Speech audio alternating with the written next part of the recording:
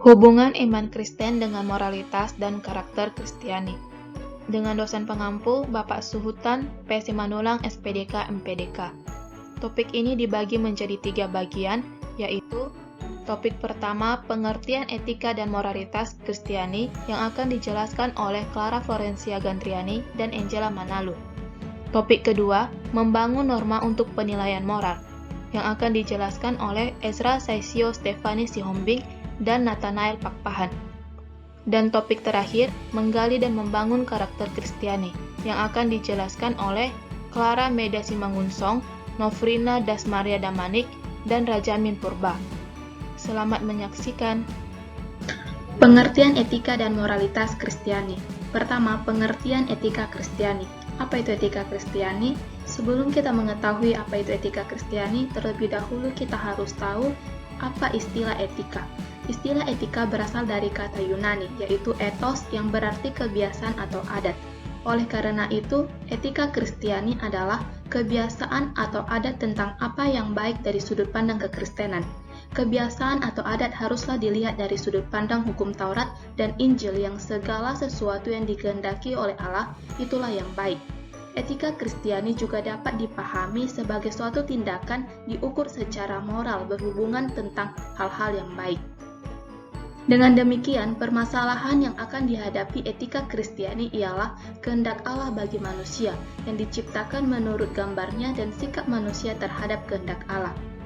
Adapun contoh etika Kristiani yaitu di mana orang Israel pada dasarnya langsung berasal dari perintah Tuhan, baik etika personal maupun kehidupan sosial masyarakat mereka.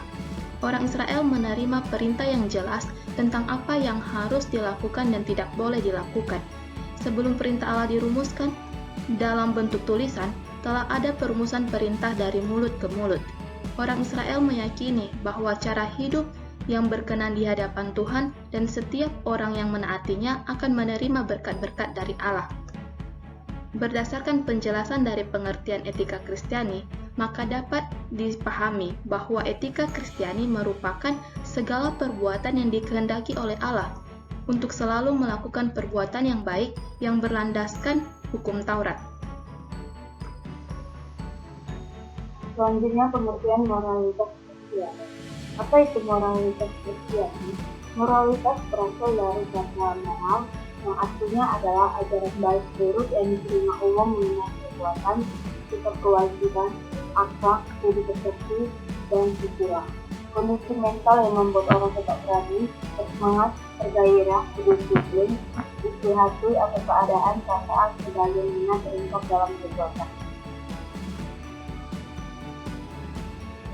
Moralitas Kristiani dapat diartikan sebagai sopan segala sesuatu yang berhubungan dengan etiket atau adat istiadat atau adat sopan santun yang didasarkan atas ajaran agama Kristen yang bersumber dari Alkitab. Adapun sumber dasar moralitas. Sumber moralitas didasari era hubungannya dengan faktor yaitu adat, tradisi filsafat, dan ajaran agama yang diakui. Seperti jika kuat dengan adatnya, maka moralitasnya sangat dipengaruhi dengan hal tersebut. Dan jika kuat dengan agamanya, maka moralitasnya sangat dipengaruhi dengan hal tersebut. Nah, apa itu norma moralitas Kristiani? Norma moralitas Kristiani yang paling utama adalah ajaran Yesus. Mengikut Yesus pada dasarnya adalah menjadi manusia. Ajaran Yesus dapat ditemukan dalam Alkitab, khususnya keempat Injil dan dalam surat-surat Perjanjian Baru. Dengan kata lain, sumber pengajaran Yesus adalah Alkitab Perjanjian Baru.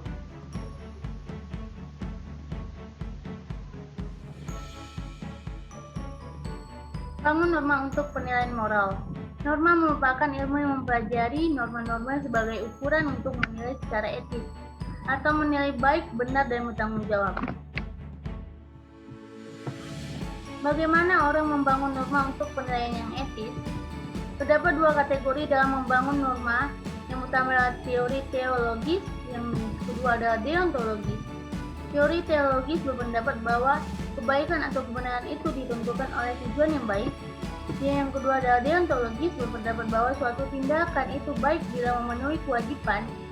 Dan di sisi lain, kewajiban ini ditentukan bukan oleh aturan yang sudah ada, melainkan oleh situasi atau keadaan.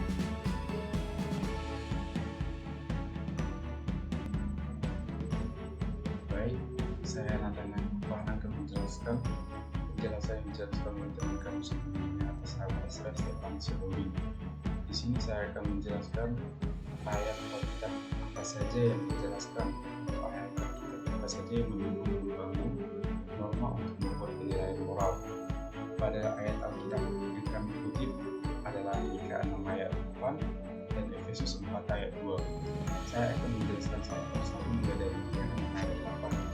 Pertama, Mika 6 ayat 8 yang berbunyi, perkara yang dibutuhkan itu daripada kita adalah supaya kita berlangkah baik, selalu mengamalkan kasih dan dengan rendah hati hidup bersama dengan Allah kita. Mika 6 ayat 8 memiliki 3 poin tertentu. Yang pertama adalah berlaku baik, yang kedua adalah mengamalkan kasih, dan yang ketiga adalah rendah hati. Yang pertama berlaku adil. Kita sebagai ciptaan tidak dapat menentukan mana yang baik dan yang benar.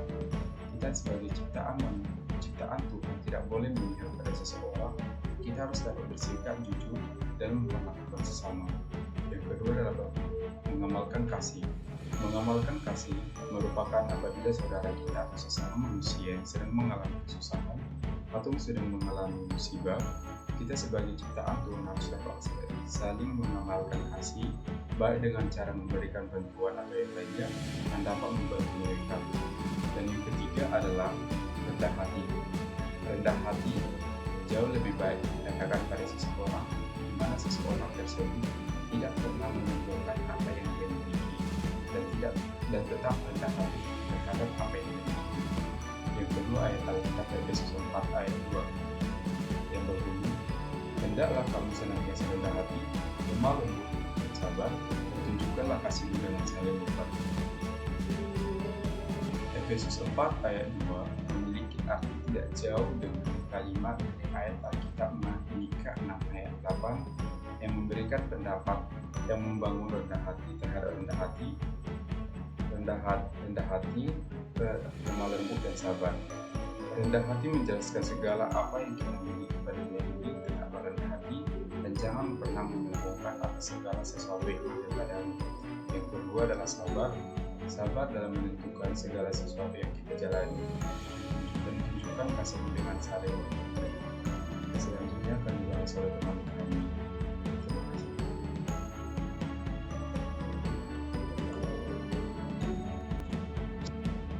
Pada materi yang ketiga, kita akan membahas tentang menggali dan membangun karakter Kristiani. Kita akan menjelaskan tentang karakter Kristen. Karakter adalah sifat-sifat yang melekat pada kepribadian seseorang. Sedangkan Kristen adalah sebutan bagi seseorang telah menerima Yesus Kristus sebagai Tuhan dan Juru Selamat secara pribadi, serta meneladani hidup dan ajaran-ajarannya dalam kehidupan sehari-hari. Dengan demikian, karakter Kristen disebut juga sifat-sifat Kristen, yaitu kualitas rohani yang dimiliki seseorang. Pembentukan karakter. Pembentukan karakter pribadi mencakup kombinasi dari beberapa unsur yang tidak mungkin dapat dihindari, seperti unsur pembawaan dari lahir, unsur lingkungan, dan kebiasaan. Yang pertama, kita akan menjelaskan tentang unsur pembawaan lahir. Unsur pembawaan lahir ini adalah unsur yang biasa diwariskan dari orang tua, yang terdapat melalui proses kelahiran, seperti keadaan fisik, intelektual, emosional, temperamen, dan spiritual. Yang kedua, unsur lingkungan. Unsur lingkungan mempunyai peranan dan pengaruh yang besar dalam membentuk karakter dari pribadi seseorang. Unsur lingkungan di sini meliputi lingkungan keluarga, lingkungan tradisi, lingkungan budaya, serta lingkungan alamiah atau tempat tinggal. Yang ketiga, unsur kebiasaan. Unsur kebiasaan adalah suatu tindakan atau tingkah laku yang terus-menerus dilakukan menjadi suatu keyakinan atau keharusan. Kebiasaan-kebiasaan ini akan turut membentuk karakter seseorang. Selanjutnya kita akan menjelaskan tentang mengapa kita harus membangun karakter. Membangun karakter ialah mengukur nilai, prinsip, kebenaran Allah atau menggoreskan, menandai diri dengan praktik hidup benar berdasarkan Alkitab. Secara sederhana, karakter adalah melakukan apa yang benar karena hal itu benar. Karakter adalah orang yang melakukan apa yang benar karena alasannya yang benar. Karakter adalah tentang siapa kita, atau ada yang mengatakan tentang diri kita terbuat dari apa.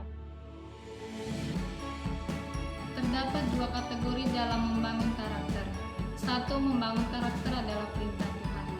Tuhan tidak sekedar mengimbau atau meminta anak-anaknya agar membangun karakter yang serupa dengan Dia, tetapi Tuhan memerintahkan agar setiap anak-anaknya menghasilkan buah, bertumbuh dewasa atau berkarakter Kristus. Seorang anak sepatutnya mengikuti kebiasaan bapaknya.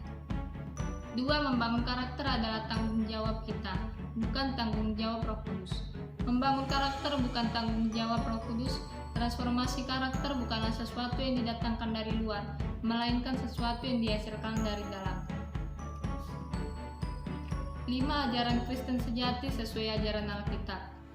Berikut adalah daftar karakter Kristen sejati yang akan menolong kita untuk mencapai karakter kepemimpinan dan akan mengajarkan kita untuk bercermin akan bagaimana tingkah laku kita selama ini. 1. Tulus. 2. Kasih. 3. Menghormati. 4. Murah hati. 5. Rendah hati. Nilai-nilai pembentukan Kristiani. Nilai-nilai Kristiani tentunya tidak terlepas dari sifat-sifat Allah. Firman Tuhan mengatakan, "Hendaklah kamu sempurna seperti Bapamu yang di surga adalah sempurna." Berikut ini beberapa contoh nilai-nilai dalam kehidupan sehari-hari, yaitu 1. Nilai kasih. 2. Sukacita. 3. Damai sejahtera. 4. Kesabaran. 5. Kemurahan. 6. Kebaikan. 7. Kesetiaan. 8. Kelemah lembutan. 9. Penguasaan diri.